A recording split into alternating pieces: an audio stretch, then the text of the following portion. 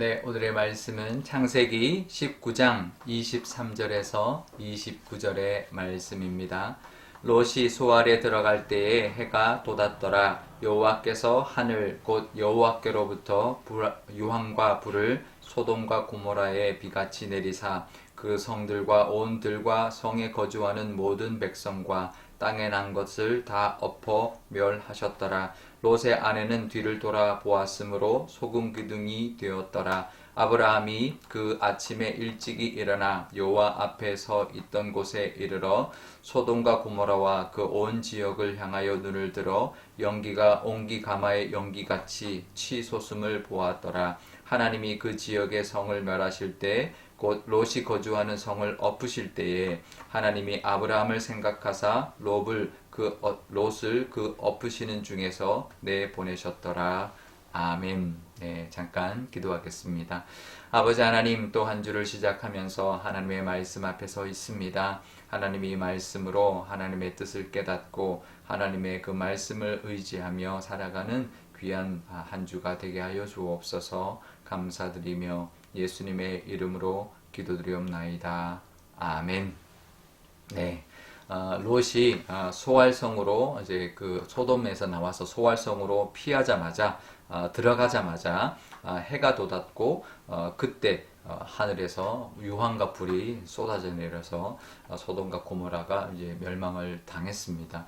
25절에 보면 성과 들에 있는 성뿐만 아니라 그 성에 속해 있는 들에 있는 모든 백성, 그리고 땅에서 난 모든 것들이, 그러니까 땅에서 난 뭐 동물과 식물 모든 것이 다 이제 그 유황과 불에 다 이제 엎어져서 이제 다 불에 타버린 것이죠. 완전히 이제 멸망을 당해버렸습니다. 그러니까 완전히 잿더미가 된 것이죠. 심판은 참 이렇게 참 무서운 것입니다. 노아 시대의 비로 온 세상을 심판하신 것처럼 이번에는 소돔과 고모라를 불과 유황으로 완전히 이렇게 심판을 하셨습니다. 이제 심판은 우리에게도 있죠. 다 그 모든 것을 엎어서 멸망당할 심판이 반드시 있음을 보여주는 사건이 바로 이 노아의 홍수 이후에 또 소돔과 고모라의 심판입니다. 하나님의 심판은 이렇게 아주 이제 명확하게 임하게 될 것이라는 것을 우리가 기억해야 합니다.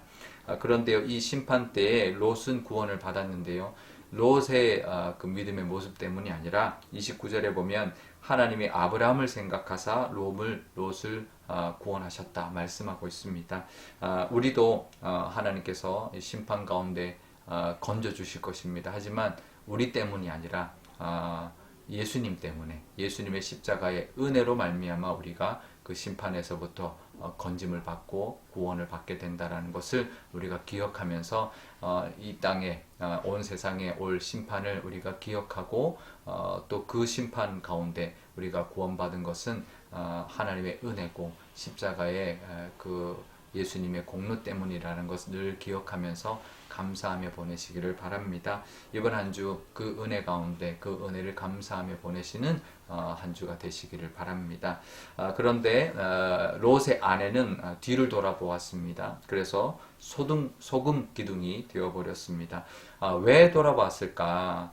우리가 그 상황이라면 과연 우리는 돌아보았을까? 한번 생각해 보아야 되는데요. 심판이 임합니다. 진짜 유황과 불이 막 비처럼 쏟아지는데 사실 무서워서라도 도망가기 바빴을 텐데 왜 뒤돌아봤을까? 왜 뒤돌아봤을까요? 창세기 13장 10절에 보면 이 소돔을 뭐라고 이야기하냐면 애굽 같았다라고 말합니다. 그러니까 그만큼 풍성한 정말 기름지고 그런 땅이었던 거죠. 그러니까 이제 사실 성경에서 애굽은 세상을 상징합니다. 그러니까 이 롯의 아내가 뒤를 돌아본 것은 미련 때문에 돌아본 거죠. 세상을 향한 미련. 결국은 그 모습이 자신이 소금 기둥이 되게 만든 그런 모습인데요.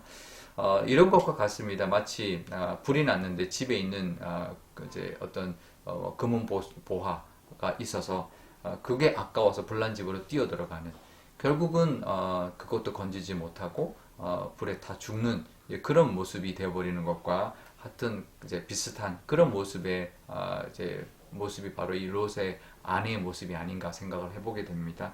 참 어리석다라고 이제 우리가 생각하고, 참 롯의 아내가 왜 그랬을까? 참 어리석다. 천사가 분명히 뒤돌아보지 말고 곧장 소알성으로 가라고 했는데 왜 돌아봐서 그렇게 소금 기둥이 되었을까? 참 어리석다라고 생각하지만, 우리도 얼마든지 그럴 수 있습니다. 우리도 정말 무엇이 중요한지, 무엇을 중요하게 생각하며 사는지에 따라서 얼마든지 우리도 미련에, 그거 자기도 모르게 돌아본 거거든요.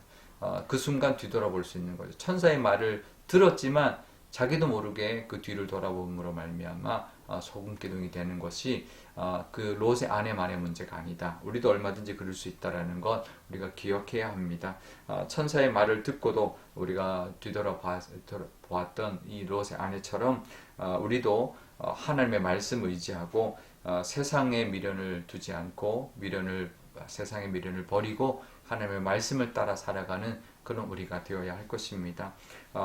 이제 말씀이 아니라 나의 생각이나 내 마음을 따라가는 것이 아니라 말씀을 따라가고, 세상이 아니라 이번 한 주도 세상이 아니라 하나님의 말씀, 또 하나님의 나라, 또 나의 생각이 아니라 나의 미련이 아니라 하나님이 이끄시는 대로 나아가는 그런 우리가 되어야 할 것입니다. 이번 한 주 추석이 있는 주간입니다.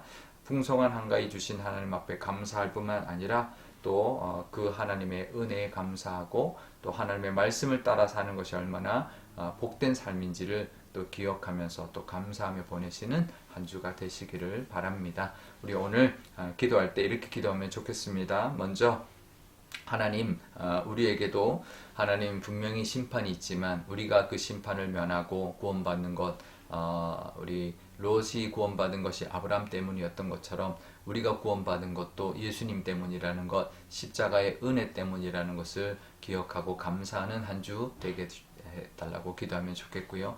추석이 있는데 우리가 세상에 있는 것으로 만족하고 그것으로 미련을 두고 사는 것이 아니라 하나님의 나라를 바라보면서 하나님의 은혜에 감사하면서 또 하나님의 말씀을 따라 사는 그런 복된 우리 가정이 되게 해달라고 그렇게 기도하면 좋겠습니다. 또 월요일입니다. 또 한 주 동안 우리 교우들을 지켜주시기를, 또 명절 가운데 또 태풍도 온다고 하는데 우리 안전하도록 또 그런 명절, 귀한 명절이 되게 해달라고 기도하면 좋겠습니다. 제가 기도하겠습니다. 아버지 하나님 감사합니다. 오늘도 이 하나님의 말씀 의지하여서 또 추석이 있는 이 한 주를 시작합니다. 하나님, 심판을 면하게 해주신 그 은혜, 우리의 공로 때문이 아니라 예수님 때문이요 십자가의 은혜 때문이라는 것 늘 기억하며 감사로 또 보내는 한 주가 되게 하여 주옵소서. 또 아버지 하나님, 롯의 아내를 어리석다 말할 수 있습니다. 하지만 우리도 얼마든지 롯의 아내처럼 미련을 가지고 뒤돌아보며 또 세상을 바라보며 살아갈 때가 있습니다. 하나님의 말씀을 따라 또 하나님의 말씀을 기억하며 또 하나님의 나라를 향하여 나아가는 하나님의 인도하심을 따라 살아가는 저희들 다 되게 하여 주옵소서. 한 주를 살아갈 것입니다. 또 태풍 가운데도 또 하나님의 또 여러 가지 또 일들 가운데도 하나님의 보호하심을 늘 입고 살아가는 우리 모든 교우들 되게 하여 주시고, 또 한가위, 풍성한 한가위에 또 하나님 앞에 기쁨을 누리는 귀한 시간이 되게 하여 주옵소서. 감사드리며 예수님의 이름으로 기도드리옵나이다. 아멘. 주기도문 하겠습니다.